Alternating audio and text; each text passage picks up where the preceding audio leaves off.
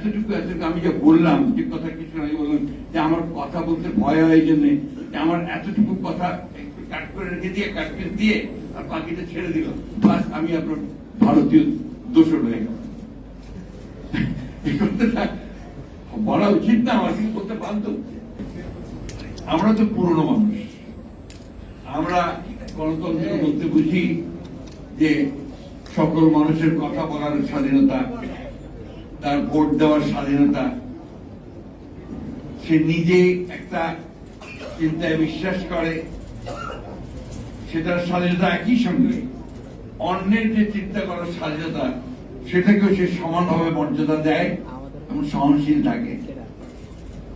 আমরা বুঝি যে সংবাদপত্রের স্বাধীনতা, সংবাদপত্র যা বলতে চাইবে, মাধ্যম যা বলতে চাইবে সেটাকে গ্রহণ করা বা পছন্দ না হলে সেটা সম্পর্কে কথা বলা, সব ঠিক আছে। দীর্ঘ 9টা মাস আপনার অবিশ্বাস্য রকমের কষ্ট মধ্যে দিয়ে পার করেছে। তো সেই জায়গাটাতে আমরা কিন্তু কোনো আপোষ করতে চাই না। এটাকে অনেকে পছন্দ করতে পারেন, নাও করতে পারেন, তাতে কিন্তু আমি ব্যক্তিগত আমি এবং আমরা আমাদের কিছু মনে করি না, কারণ দ্যাট ইজ মাই বেসিস, ওটাই আমার মূল ভিত্তি। এরপরে আমরা বহু আন্দোলন করেছি, সংগ্রাম করেছি, লড়াই করেছি।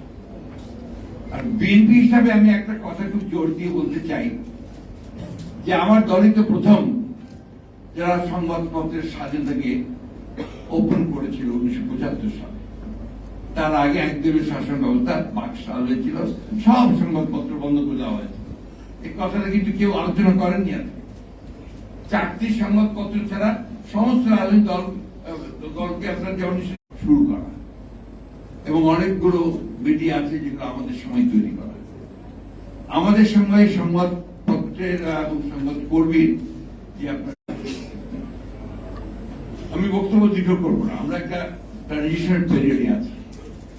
অনেক রকম ঘটনা চলছে, অনেক রকম টানাহেঁচড়া চলছে। তবে একটা কথা কি, যে গণতন্ত্র যদি আমরা সত্যিকার অর্থে প্রতিষ্ঠা করতে, চিন্তা ভাবনাগুলোকে গণতান্ত্রিক করতে হবে। আমি 24শে জুলাইয়ের ছাত্র জনতার উত্থানের মধ্যে দিয়ে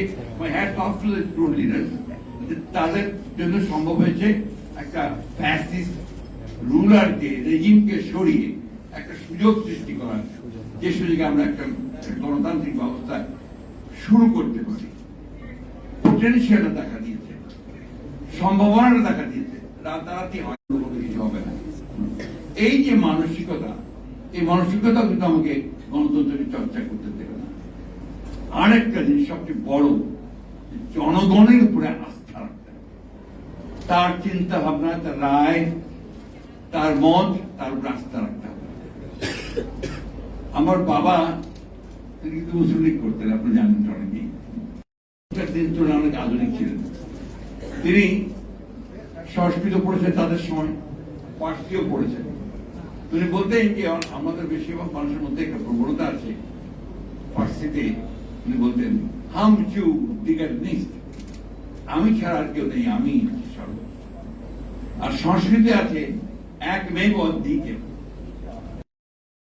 এখান থেকে বেরিয়ে আসা দরকার গণতন্ত্র, এবং আমাদের সংবাদ মাধ্যমের এই চর্চাটা সবচেয়ে বেশি করা দরকার। যা বলছেন ওটাই সঠিক, ওটার বাইরে কেউ বলতে গেলে তিনি ভিন্নভাবে এতটুকু আমি যে বললাম, যে কথা কিছু আগে বললাম যে আমার কথা বলতে ভয় হয়, এই জন্য যে আমার এতটুকু কথা একটু কাট করে রেখে দিয়ে কাট করে দিয়ে আর বাকিটা ছেড়ে দিল, বাস আমি আপনার ভারতীয় দোষর হয়ে গেল। এই কথাটা বলা উচিত না, আমার কিন্তু বলতে বাধ্য। যেন না ঘটে সেই জন্য আমাদেরকে সজাগ হওয়া উচিত, সতর্ক হওয়া উচিত।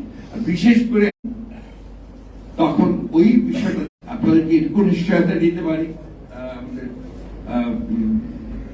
অতিবাহিত আমাদের দুজন, আপনাদের প্রতি অতীতে এই যে নির্যাতন হয়েছে, নিপীড়ন হয়েছে, আপনাদের আইন কানুনগুলোর যে পুরোপুরি ফ্যাসিবাদী চরিত্র দেওয়া হয়েছে, এটার বিরুদ্ধে কিন্তু আমরা লড়াই করেছি, আমরা লড়াই করে চলেছি, এখনো করছি। এবং কখনোই পারি যে আমরা আমাদের অনেক আপত্তি সত্ত্বেও আমরা কেয়ারটেকার গভর্নমেন্টকে আমরা সংবিধানে নিয়ে এসেছে। এগুলো বাস্তবতা। ওই বাস্তবতা থেকে অযথা আমাদেরকে আবার আপনার প্রশ্নবিদ্ধ করে অন্য